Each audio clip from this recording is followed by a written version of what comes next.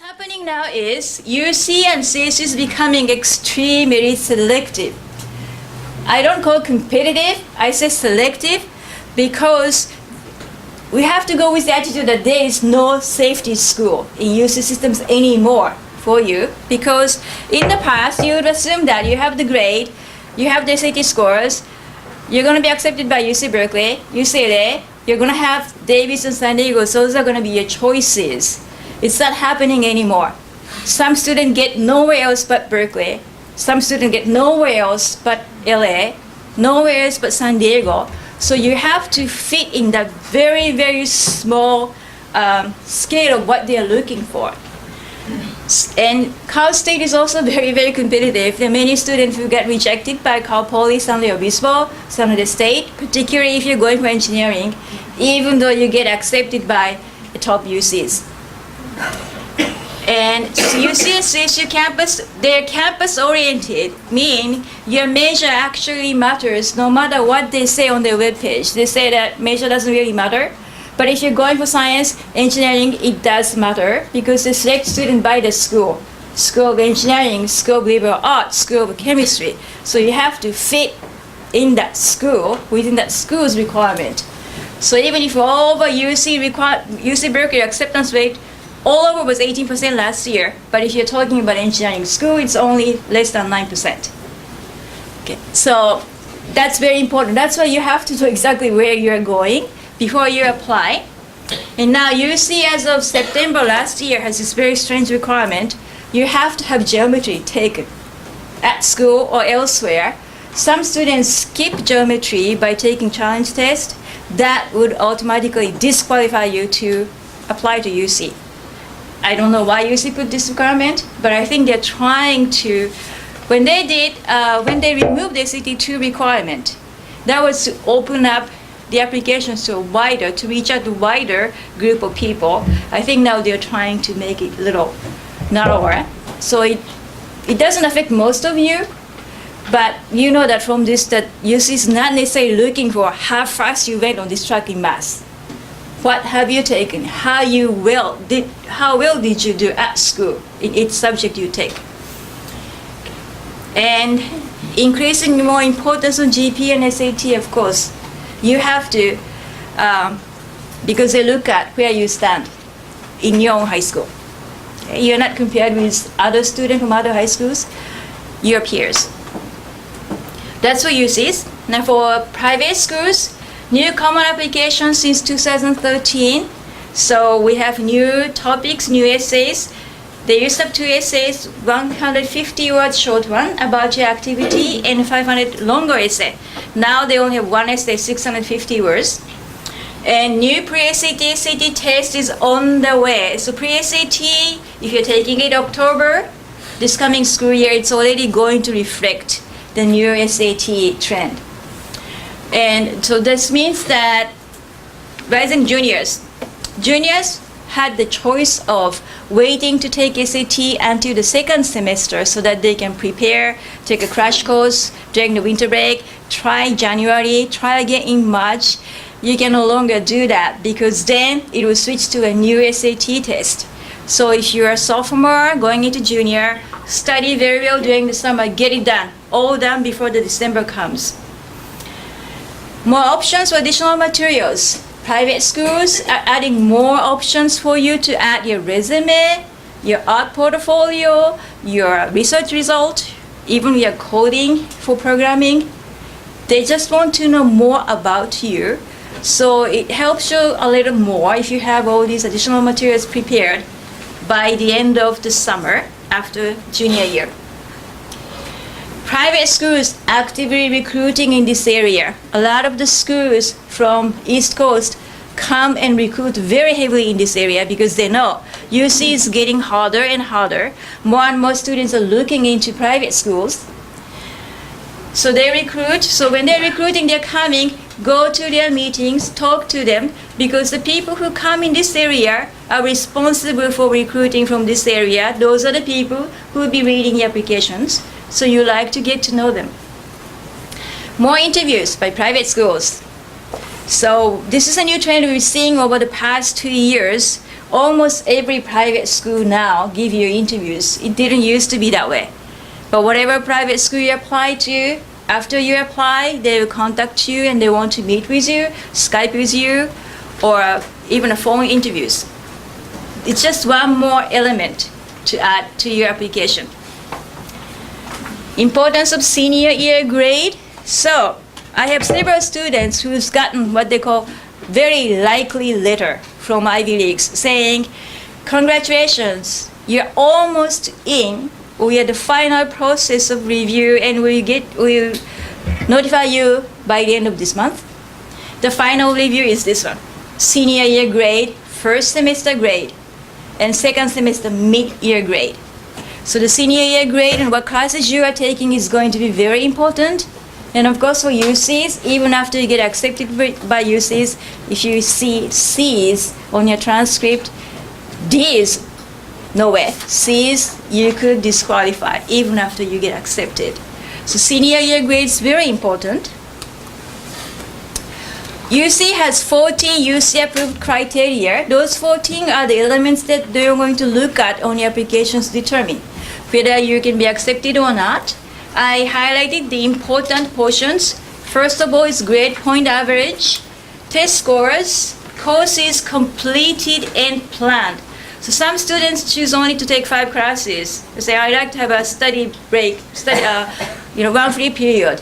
But the more classes you take within that A to G, the more chances you get. Local context, number 5, is formally called ELC. It's top 9% in the California high schools. That's your academic standing at your school. You really want to be within the top 15% first, then get chosen by the top 9%. Then hopefully you go to Regent Scholarship or Chancellor Scholarship. Then you hear from them even early.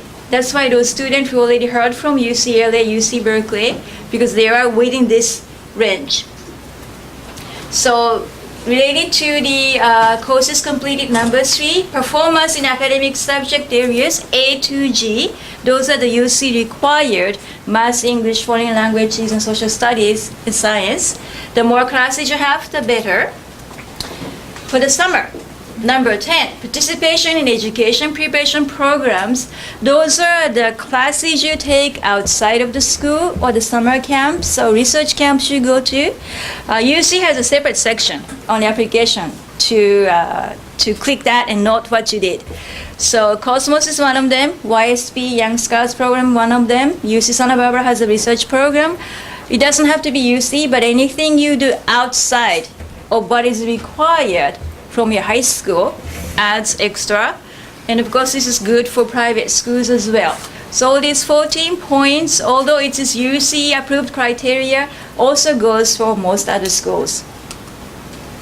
So getting into UCs, most important thing is solid and stable academic standing. Solid and stable. Instead of having A's and B's and C's here and there, even though your total GPA may be the same, you want to be stable. Maintain a stable grade point average. You need to narrow down your focuses in selected fields and areas because they choose candidate for each school. There are a certain number they can take for each school. And if you want to go for engineering, you have to start very early to prepare. And choose classes. That's why you have to choose classes wisely. We talked about chemistry earlier. Now physics, when do you take physics? When you can only take one science each year. This is a very difficult decision. I always have to discuss this with the student. And then Java, when do you take Java? 9th grade or do you wait until 10th grade? If you're going for engineering, computer science, yes, I hope this is 9th grade. By 9th grade, you're finished with this and go into AP computer science. Otherwise, it won't make you to be a very competitive candidate for schools like UCLA, UC Berkeley.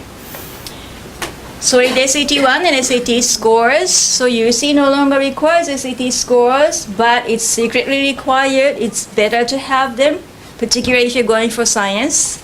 SAT to Chem is better, is more preferred than SAT to Chem if you only have time to take one of them. Whichever one you take is okay, but if you're going for chemistry, SAT to chemistry is a must. And SAT 2, math, level 2 is a must. And the new, by the way, new SAT test is going to include trigonometry, so your math has to be very good either way. And committed activities at schools and outside. You don't have to do too many different activities, but they would like to see that you have committed to something of your interest. You have continued on it, and you have made your place in it. Whether it's a leader, second officer, secretary, something that you have done, that you can say, I did it and I stayed with it. Pre-college experience, that's the Cosmos and other experiences.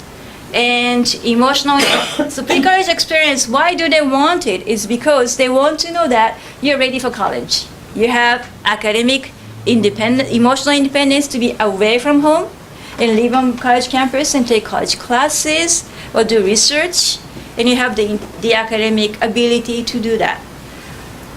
Ability to collaborate, lead, take responsibility, that's another thing they will look at. Why do you have to have so many activities? I mean, the activities you have to commit yourself to is because that's what they would like to see. That's what you see. Now, changing trends for private schools. New common application essays. Why do they have new common applications? What changed in their essays? They would like to know more about your self-reflection. Going back 70 years of your life, what have you accomplished? What can you tell colleges about yourself? How did you develop personally and intellectually? What kind of sense of value do you have? Those are the things they would like to know. And new SAT, so 10th graders and the younger ones need to take new SATs. Now, I recommend you to consider ACT as well if you are 10th graders or younger, because by the time you apply to colleges, there are going to be two groups of students.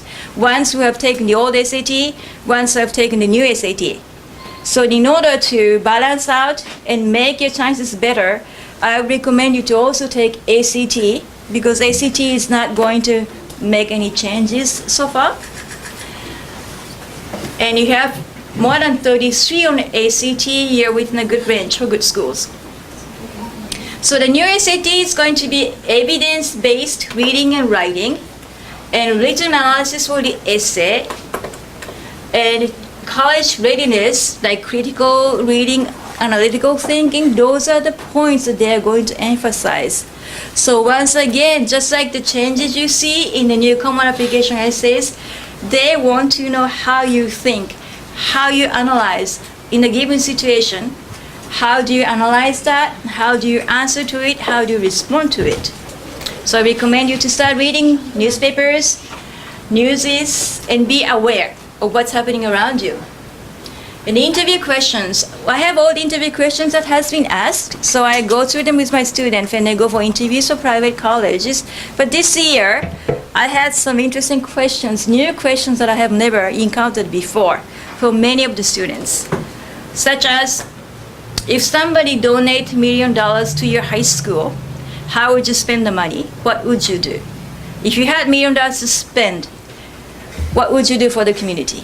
What is the one thing you're most concerned about the society now?